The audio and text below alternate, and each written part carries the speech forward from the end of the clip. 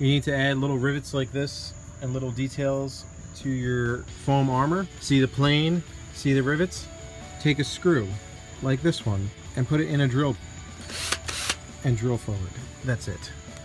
Pick an edge, pick a corner where you want it, right there, and drill. Don't go too deep, but just deep enough to give it a nice effect.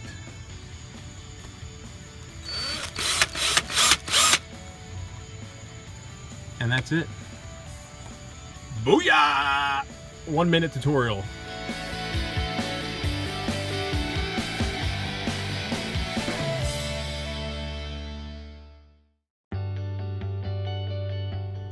And that was a quick 1 minute tutorial on how to add rivets and a little bit of detail to your foam work. If you guys would like more videos like this, please like and comment this video. Let me know what you want, and I will be doing little 1 minute tutorials like this. Have a great day, and make sure to hit that subscribe button.